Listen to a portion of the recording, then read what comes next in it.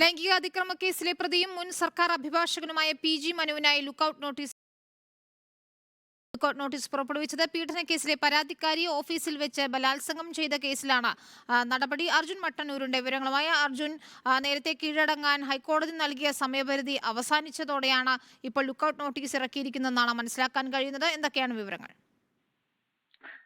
വിനീത, അങ്ങനെ തന്നെയാണ്. പീഡനക്കേസിൽ ഹൈക്കോടതി മുൻ പ്ലീഡർ കൂടിയായ അഡ്വക്കേറ്റ് PG മനുവിനെതിരെ ലുക്കൌട്ട് നോട്ടീസ് പുറത്തിറക്കിയിരിക്കുകയാണ്. കേസിൽ കീഴടങ്ങാനുള്ള സമയപരിധി ഇക്കഴിഞ്ഞ വെള്ളിയാഴ്ച അവസാനിച്ചിരുന്നു. ഇതോടെയാണ് ലുക്കൌട്ട് നോട്ടീസ് പുറത്തിറക്കിയത്. സർക്കാർ അഭിഭാഷകനായിരുന്ന PG മനു നിയമസഹായം തേടിയെത്തിയ ഒരു പെൺകുട്ടിയെ പീഡിപ്പിക്കുകയും ദൃശ്യങ്ങൾ പകർത്തുകയും ചെയ്തു എന്നാണ് പരാതി. മുൻകൂർ ജാമ്യം തേടി മനു ഹൈക്കോടതിയെ സമീപിച്ചു. കോടതി പക്ഷേ ഈ മുൻകൂർ ജാമ്യാപേക്ഷ തള്ളുകയും ചെയ്തു. 10 ദിവസത്തിനകം ചോറ്റാനിക്കര പോലീസിന് മുന്നിൽ കീഴടങ്ങാനായിരുന്നു കോടതിയുടെ നിർദ്ദേശം. കോടതി അനുവദിച്ച സമയപരിധി അവസാനിച്ചിട്ടും മനു കീഴടങ്ങാൻ തയ്യാറാവാത്തതിനെ തുടർന്നാണ് പുത്തൻകുരിശ് DYSP ലുക്കൌട്ട് നോട്ടീസ് പുറത്തിറക്കിയിരിക്കുന്നത്. ശരി, അർജുൻ മട്ടന്നൂരാണ് വിവരങ്ങൾ നൽകിയത്.